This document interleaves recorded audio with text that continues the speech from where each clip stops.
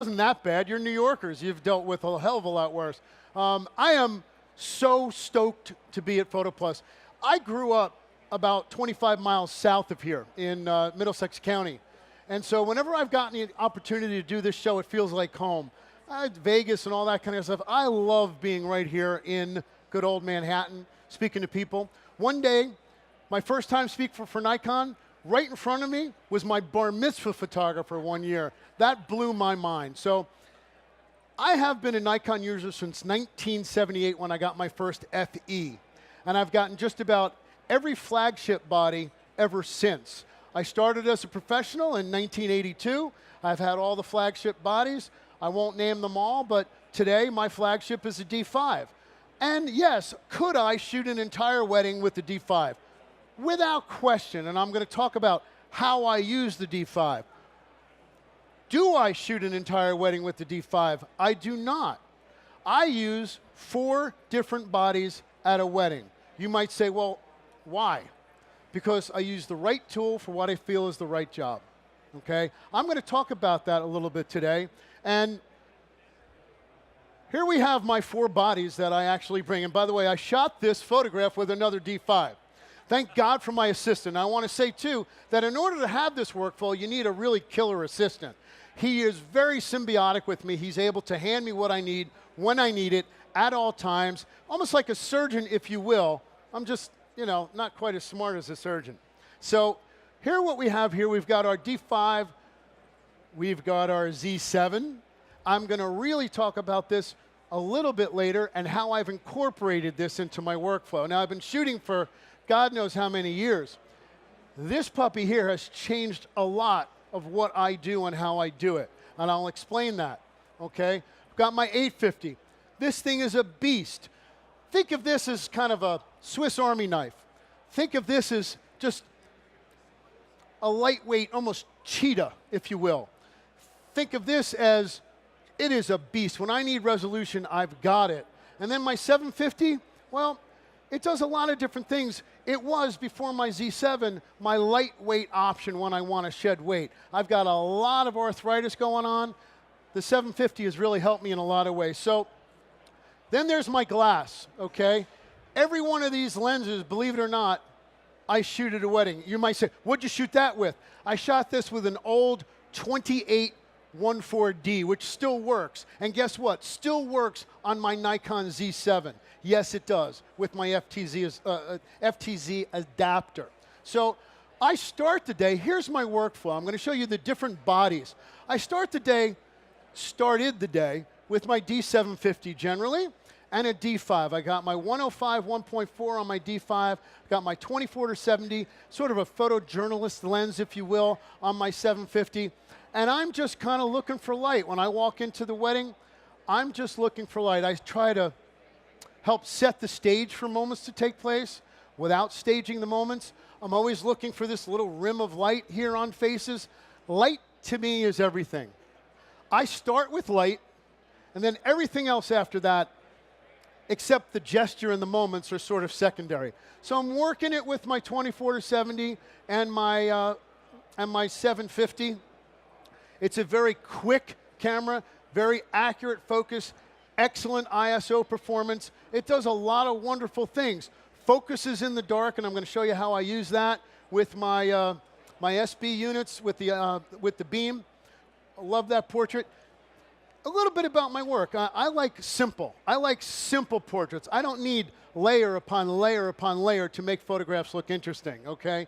So this is an in-your-face, very simple, traditional portrait, and I think it's timeless. This photograph, I believe, is going to be relevant 20 years, 50 years, 100 years from now. I hope they show this to their ancestors who are going to be looking at this.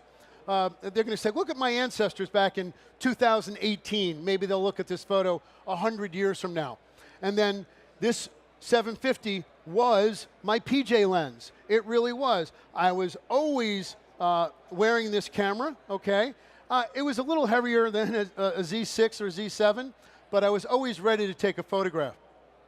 I also like using it with a 70-200 f4, which is also lightweight. So light camera, light lens. I'm very mobile. This is a Bharat at an Indian wedding.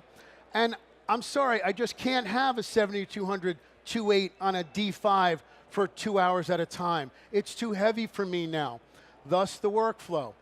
It's also the 750 with the 7200, very fast. I'm able to tell stories with it very, very quickly. I don't miss moments with this type of thing. It's also my detail camera at weddings. I put my 24-70 on it, and I'm able to capture beautiful colors. 24-70 gives me the whole room. Auto white balance. This camera is also a little beast. I'll say this about the 750. One of the best values of any camera I've ever purchased, okay? It truly is when you think about it, because it can do so many things. And I still use it, but the Z7 is taking its place. So here's 750. I put a flash on camera. When I have introductions, okay, crazy dancing, I tilt the screen and I kind of hold it up like that. All right, the reticulating screen, just, you can really put it in live view with a speed light. And people say, don't you use off-camera light at the reception? I do quite often. Most of the time I have off-camera light. But when I have this scrum dancing, when I have horas, when the dance floor is very crowded, if you have some off-camera light, sometimes it's going to miss your subject. So I go with some on-camera flash, holding it up. And that's how I kind of use that. Sometimes I don't even use a flash with it. The 750 has excellent high ISO performance. It really does. Then we got the D5. Well, there isn't much this camera cannot do. The ISO performance of this, I can shoot it anywhere from ISO 100 all the way comfortably 12,800, even beyond if I need it. So where do I use it? Well, this is my, my 24-70. This is just some getting ready stuff. This is a 70-200 on it. This is the 2.8. She's just peering out, looking at her guests coming to her ceremony. But you can see the detail in this. This is probably ISO, 2500 or so. But for some reason, this is a little jumpy.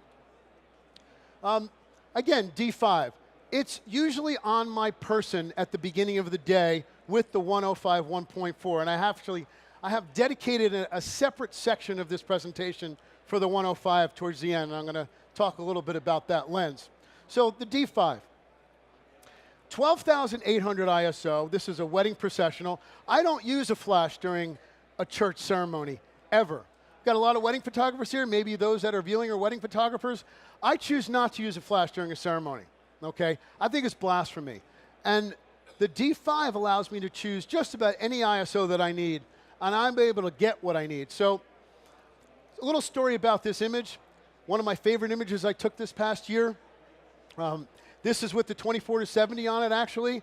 And this is the groom, obviously officiant.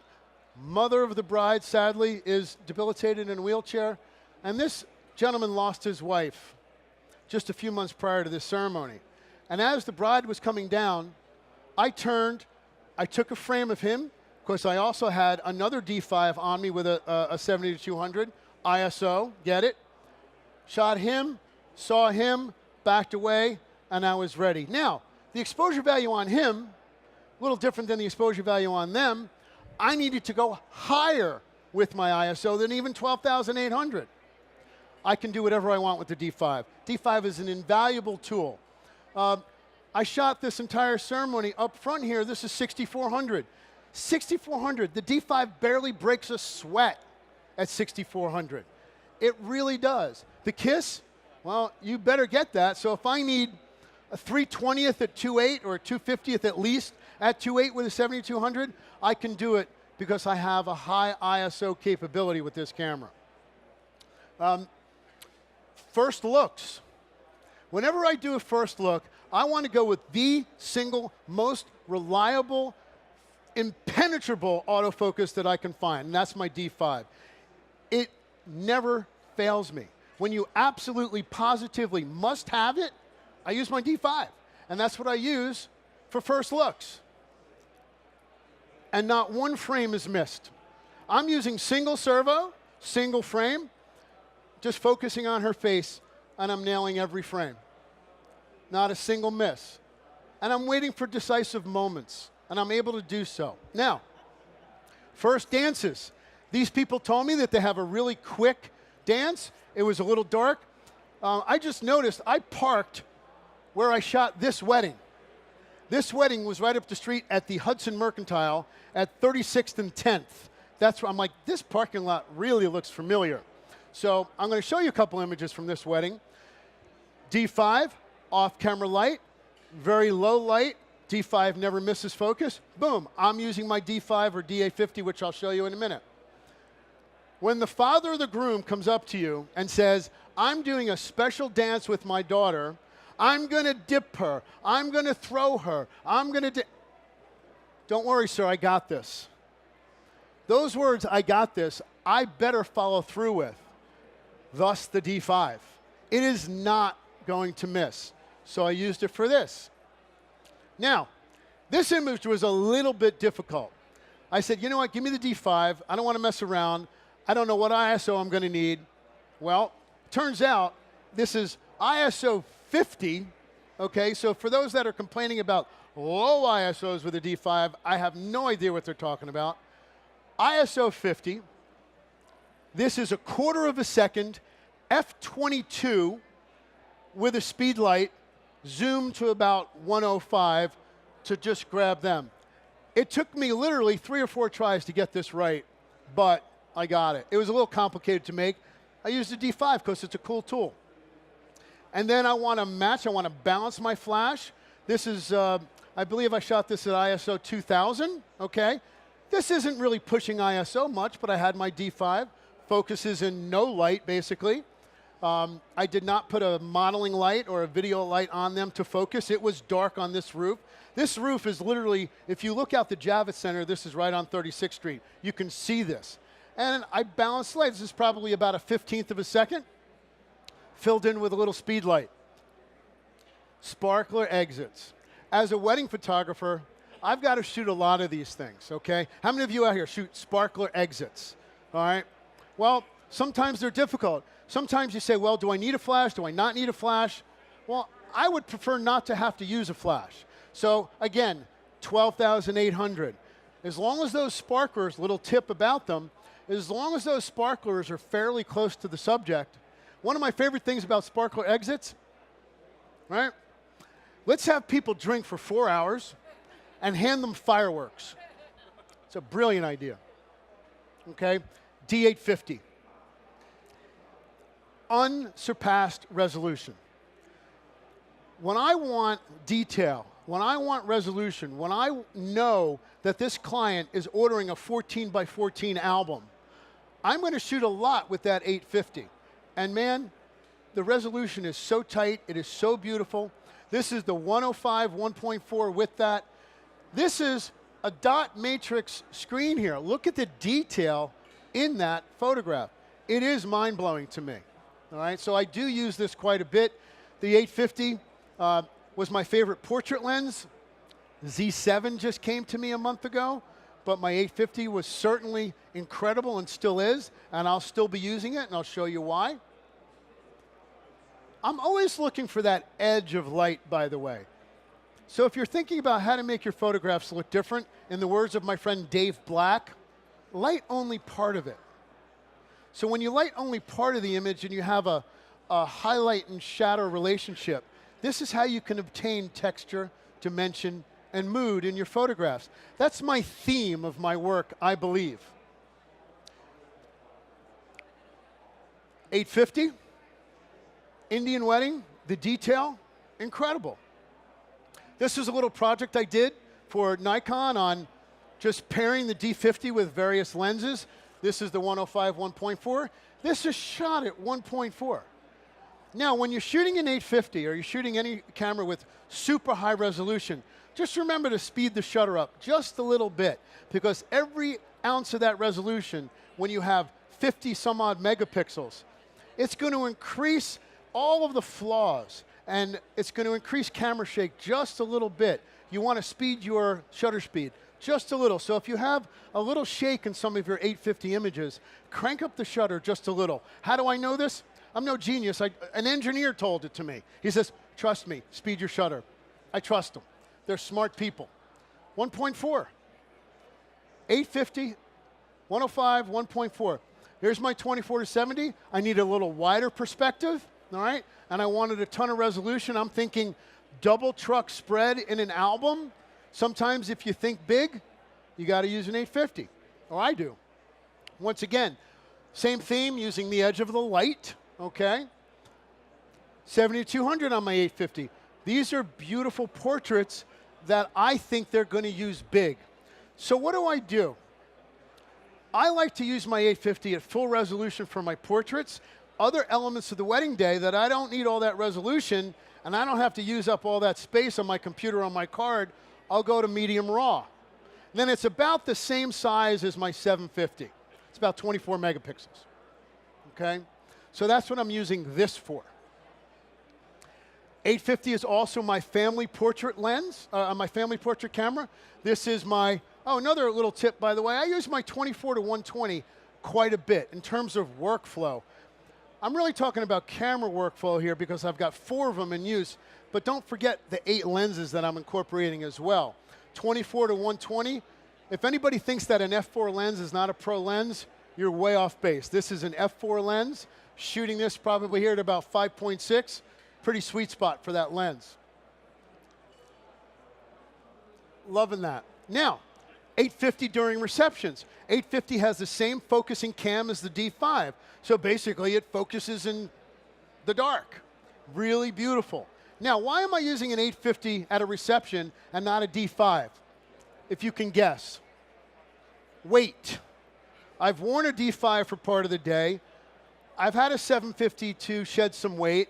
I'm now using the 850, reducing the resolution to medium raw, and I'm using it for use with off-camera flash. So at 1600, the 850 is amazing. I can easily go up to at least 4,000 with the 850 for ISO. This is shot at about 1600, off-camera light. I love this camera. It's very light, very accurate focus, very fast focus, an integral part of my workflow. And these are all these are all very recent weddings. These are all within the last 2 months. Okay, 850 once again. If I have to do a shot at night, again, it's 850, off-camera light, probably my 24 to 120 here. Okay, this is my 850. I was channeling my inner Dave Black. There's that name again, okay? Dave Black Photo. If you haven't followed him, follow him. By the way, if you want to follow me, it's at Cliff Mautner, okay? Or my Facebook group is Cliff Mautner Education. Shameless plug for all you people that might be watching on Nikon Live. I had an extra couple minutes the other night, and I said, would you guys like to do a light painting? They had no idea what I was talking about. I'm going to be really honest. I never tried one before. I had seen Dave do it many times. But if you have a little extra time at a wedding or an event, you just want to mess around. I took my 850, I took my 24 to 120, and for the first time since I can remember, I used a tripod, okay? It's a 30-second exposure. I hit the shutter button. I painted a little bit of light with a little pen light. I used my Light in Motion Stella Pro 5000, and I kind of lit across the lake. I just kind of went like that. I covered the lens. I defocused, used the pen light to get her dressed. That's why that's out of focus. And then it went off. And then I looked at it. And it was completely awful. And I did it a second time, and that's what I got. So I did it twice. So the first time, I guarantee you, you're going to screw it up. I never did it before. Don't be afraid to fail. That's some of the things that Joe McNally loves to teach. He teaches how to overcome problems, how to overcome failure.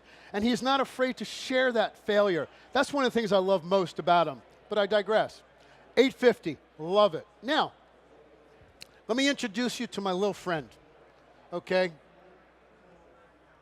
This is Z. I'm a photojournalist at heart, and seldom in my life, the last 10 years since I've had my arthritis, I have not been able to carry a camera wherever I go. And if you've seen me at the show, you've seen me have this on at all times.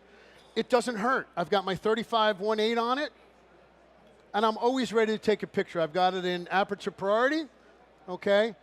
I'm ready to go. If something happens in front of me, and I've made a couple pictures already that I think are kind of cool over the last month because I'm wearing it. I wear it at a wedding all the time. So here is Z. It is a portrait camera as well, especially the Z7 with the resolution that it has. The adapter, I'm able to put all 300-something lenses that Nikon's ever made on this. And there's more lenses to come that are native to this system. FTZ 105-14, it's sharp as heck. Really sharp. That's my 105 micro, the 105-28. 105-14 with the Z. The other thing that I love about this camera, I like the sound of the mechanical shutter, and I use it a lot. When I need silent, I put it on silent. But I really believe, and maybe I'm kidding myself, but it's my perception. It is a very disarming camera. Sometimes if someone's never been photographed by a professional before, there's something that's very non-intimidating, for lack of better words, about a very small, very quiet, very, very disarming camera. And I feel as though I can get closer to my subject when doing a portrait. I think my subject trusts me more when they don't hear the kerchunk of a DSLR at times. This is where this camera is really handy, and I use it a lot for portraits. By the way, it's really good, and it's really sharp, and it couples beautifully with the 105-14. Couples beautifully with every lens. And these are all just, this is the first wedding I ever shot with it. These are pre-production JPEGs. JPEGs, that's all they are. Oh yeah, it works at receptions too. This is the adapter, FTZ adapter with the 7200 f4. So what does it do for me that the 750 or others might not be able to? This is silent. They're sharing a real moment. I'm in front of them. I'm basically in their damn face. But it's so disarming when you have it in silent mode. I shot this image because this was around my neck with this lens, okay, this a pre-production model, and I went like that, on silent. He didn't even hear me. So a couple more with this Z during a ceremony. I am so close to these people. This is a small place in Manhattan, and I had no choice but to be this close. The father of the bride was sitting right next to me.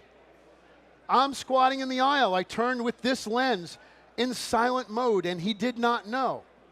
Yeah, and it works in the dark too. These little girls, if they heard the sound of a click, they would have looked up at me. Portraits. Silent in the sacristy. 70-200. My 105. I've dedicated a small little section here to my 105 because it has changed everything for me. I used to be a 70-200 guy. That was my everything lens. I used portraits in the 70-200 went hand in hand. It was my favorite lens. It was my can't do without lens. Now the 105-14E is my I can't do without it lens. You know what else it is? It's my save my butt lens, okay? Because it eliminates so much. And by the way, bribe kids, because they'll react to you. So when I'm working in small places where there's clutter, where there's not much space to work with, this is the only little green patch that I had to work with. 105 is long enough to isolate your composition, and it blows everything out of focus. Sometimes at 1.4, it just looks cool. It's at I don't even remember the last time I took this lens and shot it at anything other than 1.4. It is so fast and accurate. Now, clutter, there was all kinds of stuff. This was a room where they were doing waiting to change the room over. Tables were back there. All kinds of garbage was back there. You can't see it at 1.4. Nice little effect with bride and groom, all right? There were some people far in the background. You cannot see them. I wanted 1.4 there. I wanted to eliminate the texture of these trees. So I want you to see what you can do with this lens. And it's sort of, like I said, my save my butt lens. So if you have any questions about any of this workflow, any of the lenses, those people right there can help. Thank you. Ladies and gentlemen, Nikon Ambassador Cliff Mautner, but stick around. We're going right into another program of an amazing bird and wildlife photographer, Melissa Grew. We're going to make a change over the mics. So come grab a seat. Wildlife photography and bird photography like you've never seen. Melissa Grew coming up next.